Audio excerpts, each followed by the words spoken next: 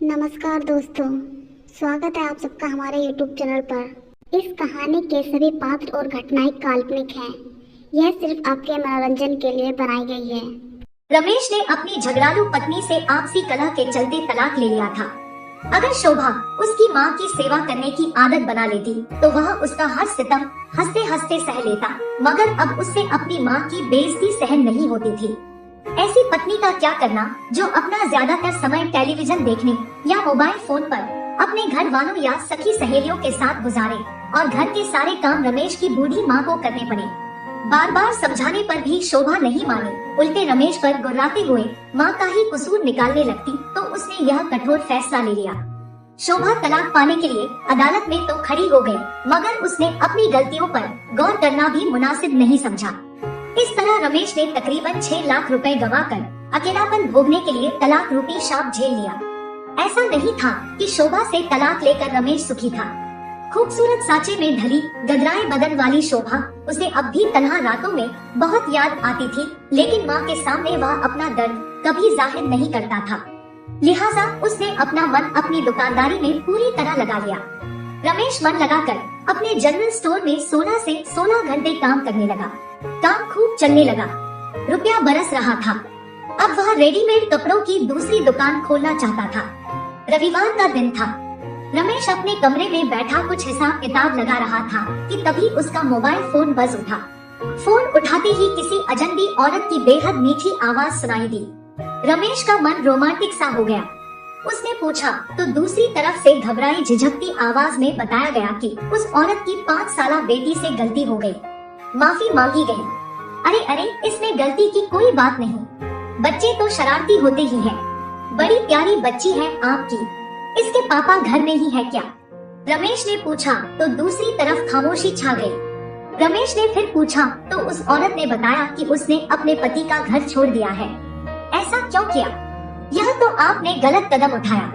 घर उजाड़ने में समय नहीं लगता, पर बसाने में जमाने लग जाते हैं। आपको ऐसा नहीं करना चाहिए था।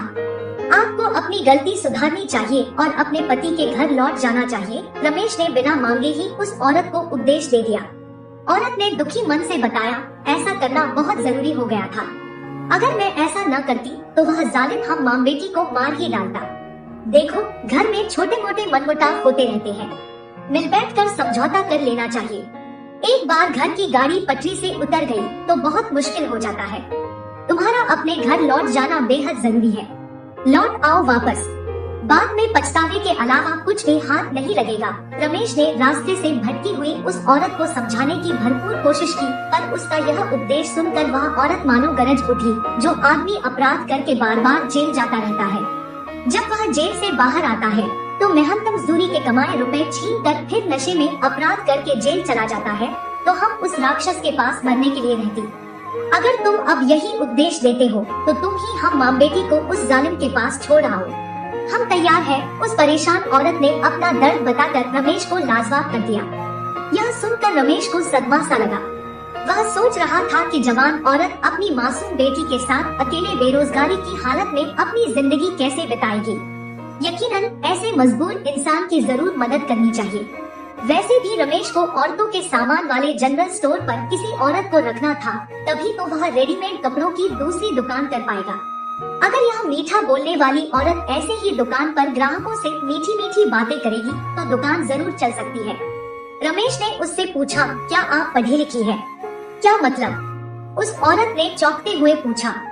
मेरा मतलब यह है कि मुझे अपने जनरल स्टोर पर, जिसमें लेडीज सामान ही बेचा जाता है, सेल्स गर्ल की जरूरत है। अगर आप चाहें तो मैं आपको नौकरी दे सकता हूँ। इस तरह आपके खर्चे पानी की समस्या का हल भी हो जाएगा। क्या आप मुझे 10,000 रुपए महीना तनख्वाह दे सकते हैं? उस औरत ने चाहते हुए पूछा। हाँ हाँ, क्यों नहीं। अगर आप मेरी दुकान पर 12 घंटे काम करेंगी तो मैं आपको 10,000 रुपए से ज्यादा भी दे सकता हूँ। यह तो तुम्हारे काम पर निर्भर करता है कि तुम आने वाले ग्राहकों को कितना प्रभावित करती हो। काम तो मैं आपके कहे मुताबिक ही करूँगी। बस मुझे मेरी बेटी की परेशानी रहेगी। अगर मेरी बेटी के रहने की समस्या का हल हो जाए तो मैं आपकी दुकान पर 15 घंटे भी काम कर सकती हूँ। बेटी को संभालने वाला कोई तो हो, वह औरत बोली। मैं आपकी बेटी को सुबह स्कूल छोड़ आऊंगा। छुट्टी के बाद उसे मैं अपनी माँ के पास छोड़ आया करूँगा। इस तरह आपकी समस्या का हल भी निकल आएगा और घर में मेरी माँ का दिल भी लगा रहेगा। आपकी बेटी भी महफूज रहेगी, रमेश ने बताया। वह औरत खुशी के मारे चहक उठी। फिर बताओ, मैं तुम्हारे पास कब आऊँ? अपनी दुकान का पता बताओ, मैं अभी आकर तुमसे मिलती हूँ। तुम मुझे नौकरी दे रहे हो, मैं तनमन से तुम्हारे काम आऊंगी, गुलाम बनकर रहूंगी, तुम्हारी हर बात मानूंगी। रमेश के मन में विचार आया कि अगर वह औरत अपने काम के प्रति ईमानदार रहेगी तो वह उसे किसी तरह की परेशानी नहीं होने देगा। उसकी मासूम बेटी को वह अपने खर्चे पर ही पढ़ाएगा। तभी रमेश के मन में यह भी ख्याल आया कि वह पहले उसके घर जाकर उसे देख तो ले। उसकी आवाज ही सुनी है, उसे कभी देखा नहीं। उसके बारे में जानना जरूरी है। लाखों रुपए का माल है दुकान में, उसके हवाले करना कहाँ तक ठीक है। रमेश ने उस औरत को फोन किया और बोला, पहले आप अपने घर का पता बताएं। आपका घर देखकर ही मैं कोई उचित फैसला कर पाऊंगा। वह औरत कुछ कह पाती इससे पहले ही रमेश को उसके घर से मर्दों की आवाजें सुनाई दी। वह औरत लहजा बदल कर बोली, अभी तो मेरे 2 भाई घर पर आए हुए हैं, तुम कल शाम को आ जाओ। मैं तनमन से आपकी दुकान में मेहनत करूंगी और आपकी सेवा भी करूंगी। आपकी उम्र कितनी है? उस औरत ने पूछा। मेरी उम्र तो यही बस 40 साल के करीब होगी।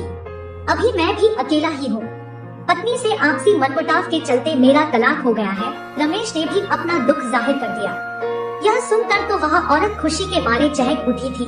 अरे वाह, तब तो मजा आ जाएगा साथ साथ काम करने में। मेरी उम्र भी 30 साल है, मैं भी अकेली, तुम भी अकेले, हम एक दूसरे की परेशानियों को दिल से समझ सकेंगे। इतना कहकर उस औरत ने शहद घुली आवाज में अपने घर का पता बताया। उस औरत ने अपने घर का जो पता बताया था वह कॉलोनी तो रमेश के घर से आधा किलोमीटर दूर थी। उसने अपनी माँ से औरत के साथ हुई सारी बातें बताई। माँ ने सलाह दी कि अगर वह औरत ईमानदार और मेहनती है तो उसे अभी उसके घर जाकर उसके भाइयों के सामने बात पक्की करनी चाहिए। रमेश को अपनी माँ की बात सही लगी। उसने फोन किया तो उस औरत का फोन बंद मिला। रमेश ने अपना स्कूटर स्टार्ट किया और चल दिया उसके घर की तरफ, मगर घर का गेट बंद था। गली भी आगे से बंद थी, वहाँ खास चहल पहल भी नहीं थी। मकान भी मामूली सा था। गली में एक बूढ़ा आदमी नजर आया तो रमेश ने अदब से उस औरत का नाम लेकर उसके घर का पता पूछा। बूढ़े ने नफरत भरी निगाहों से उसे घूरते हुए सामने मामूली से मकान की तरफ इशारा किया। रमेश को उस बूढ़े के बर्ताव पर गुस्सा आया, मगर उसकी तरफ ध्यान न देते हुए बंद गेट तो नहीं खटखटाया, मगर गली की तरफ बना कमरा जिसका दरवाजा गली की तरफ नजर आ रहा था, उसी को थपथपाकर कड़कती आवाज में उस औरत को आवाज लगाई। थोड़ी देर में दरवाजा खुला तो एक हट्टी कट्टी बदमाश सी नजर आने वाली औरत रमेश को देखते ही गरज उठी, क्यों रे, हल्ला क्यों मचा रहा है? ज्यादा सुलग रहा है, फोन करके आता, देख नहीं रहा कि हम आराम कर रहे हैं।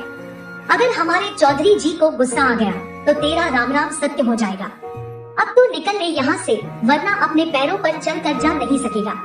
अगली बार फोन करके आना, चल भाग यहाँ से। उस औरत ने अपने पास खड़े 2 बदमाशों की तरफ देखते हुए रमेश को ऐसे धमकाया जैसे वह वहाँ की नामचीन हस्ती हो। अपनी आकौत में रह गंदगी में मुँह मारने वाली औरत, मैं यहाँ बिना बुलाए नहीं आया हूँ। मेरा नाम रमेश है। अगर मैं कल शाम को यहाँ आता तो तुम्हारी इस दुकानदारी का मुझे कैसे पता चलता? कहो तो अभी पुलिस को फोन करके बताओ कि यहाँ क्या गोरख धंधा चल रहा है। रमेश ने धमकी दी। रमेश समझ गया था कि उस औरत ने अपनी सेक्स की दुकान खूब चला रखी है, वह तो उसकी दुकान का बेड़ा गर्क करके रख देगी। उसने मन ही मन अपनी माँ का एहसान माना, जिनकी सलाह मानकर वह आज ही यहाँ आ गया था। उस औरत के पास खड़े उन बदमाशों में से एक ने शराब के नशे में लड़खड़ाते हुए कहा, अबे तू हमें पुलिस के हवाले करेगा, हम तुझे जिंदा नहीं छोड़ेंगे। पर रमेश दिलेर था, उसने लड़खड़ाते उस शराबी पर 3 से 4 थप्पड़ जमा दिए। वह धड़ाम से जमीन चाटता हुआ नजर आया। यह देखकर वह औरत, जिसका नाम चंपाबाई था, ने जूते चप्पलों से पिटाई करते हुए कमरे से उन दोनों आशिकों को भगा दिया। चंपाबाई हाथ जोड़कर रमेश के सामने गिड़गिड़ा उठी, रमेश जी, मैं अकेली औरत समाज के इन बदमाशों का मुकाबला करने में लाचार हूँ। मैं आपकी शरण में आना चाहती हूँ। मुझ दुखियारी को तुम अभी अपने साथ ले चलो, मैं जिंदगी भर तुम्हारी हर बात मानूंगी। चंपाबाई बड़ी खतरनाक किस्म की नौटंकीबाज औरत नजर आ रही थी। अगर आज रमेश आंखों देखी मक्खी निगल लेता तो यह उसकी गलती होती। वह बिना कोई जवाब दिए अपनी राह पकड़ घर की तरफ चल दिया। हर दिन नया मर्द देखने वाली चंपाबाई अपना दुखड़ा रोते हुए बार बार उसे बुला रही थी, पर रमेश समझ गया था कि ऐसी औरतों की जिस्म की दुकान हो या जनरल स्टोर, वे हर जगह बेड़ा गर्क ही करती है।